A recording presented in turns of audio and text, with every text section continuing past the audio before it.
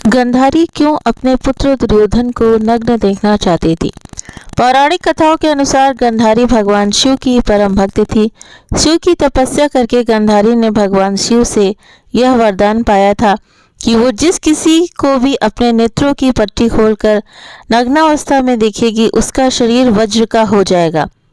भीम से युद्ध के पहले से ही ऐसे ही में गांधारी ने अपनी आंखों की पट्टी खोलकर दुर्योधन के शरीर को वज्र का करना चाहा, लेकिन कृष्ण के बहकावे के कारण दुर्योधन ने अपने गुप्तांग को पत्तों से छिपा लिया था, जिसके चलते उसके गुप्तांग और जांघें वज्र के समान नहीं बन पाए। घटना इस प्रकार है कि गांधारी दुर्योधन से कहती है कि मैं तुझे विजयश्री का आशीर्वाद तो नहीं दूंगी, किंतु ये शिव भक्तिनी एक कवच पहना सकती है। हे पुत्र, गंगा जाकर स्नान कर आओ और वहां से सीधे मेरे पास आओ, किंतु ऐसे ही जैसे तुम जन्म के समय थे। तब दुर्योधन कहता है, नग्न माता श्री। गांधारी कहती है, माँ के समक्ष कैसी लज्जा, जाओ स्नान करके निर्वस्त्र आओ। दुर्योधन कहता है, जो आज्ञा माता श्री। दुर्योधन के जाने के बाद श्री कृष्ण गांधारी के कक्ष में जाते हैं।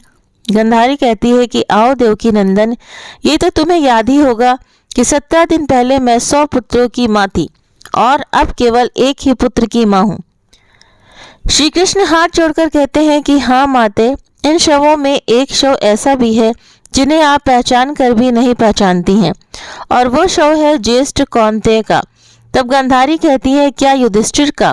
तब श्री कृष्ण कहते हैं, नहीं माता, राधे था ज्येष्ठ कौन्तेय। ये सुनकर गांधारी दंग रह जाती हैं। श्री कृष्ण कहते हैं, इसलिए ये मत सोचिए माता कि आपके पुत्रों की ओर से मेरी बुआ का कोई पुत्र युद्ध नहीं कर रहा था। ये राज बताकर श्री कृष्ण शिविर से बाहर निकलकर जाने लगते हैं। तब रास्ते में दुर्योधन नग्न अवस्था में अपनी माता के शिविर में जाता हुआ श्री कृष्ण को दिखाई देता है। श्री कृष्ण हंसते हुए कहते हैं, युवराज दुर्योधन, आप और इस अवस्था में तुम अपने वस्त्र कहाँ भूल आए, और तुम्हारा मुंह तो माता गांधारी के शिविर की ओर है। यह सुनकर दुर्योधन सकपका जाता है। तब श्री कृष्ण कहते हैं, क्या तुम अपनी माता के पास इस दशा में जा रहे हो? तब दुर्योधन कहता है कि माता श्री का यही आदेश था।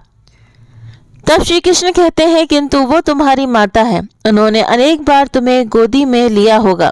तुम तो पुत्र हो, लेकिन अब एक वयस्क पुत्र हो, और कोई वयस्क अपनी माता के सामने पूर्ण नग्न नहीं जाता। युवराज भरत वंश की तो ये परंपरा नहीं है। फिर श्री कृष्ण हंसते हुए कहते हैं, किंतु तुमने तो भरत वंश की परंपरा का पालन करना कभी का छोड़ दिया। जाओ जाओ, माता को प्रतीक्षा नहीं करवाना चाहिए, जाओ। ये कहते हुए हंसते हुए श्री कृष्ण वहां से चले जाते हैं।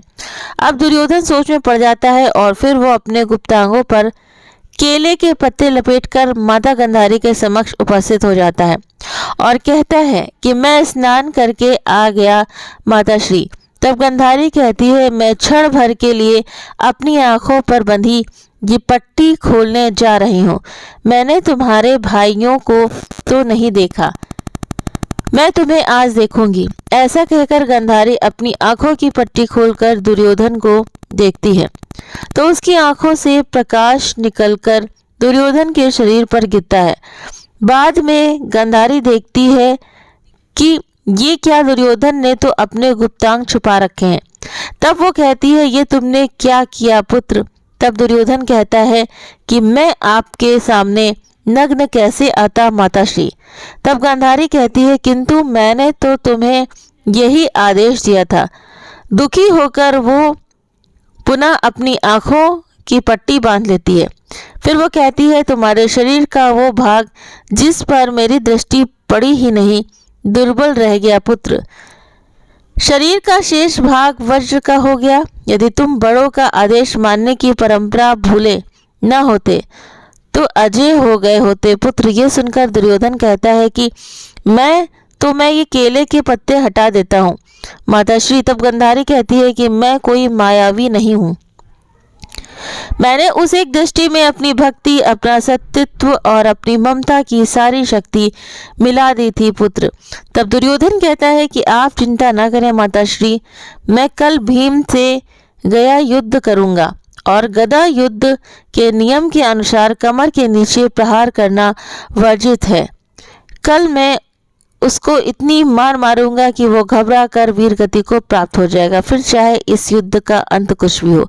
अंत में भीम दुर्योधन की जंघा उखाड़कर उसका वध कर देता है।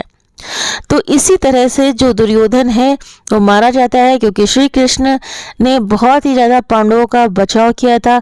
अगर पल पल पर, पग पग पर अगर श्री कृष्ण भगवान अगर ना समझाते अर्जुन को, युधिष्ठिर को और भीम को, तो काफ़ी बड़ी हानि हो सकती थी, यानी कि कुछ भी हो सकता था। लेकिन जिसके साथ में भगवान है उसको कभी कोई मुसीबत का सामना नहीं करना पड़ता है।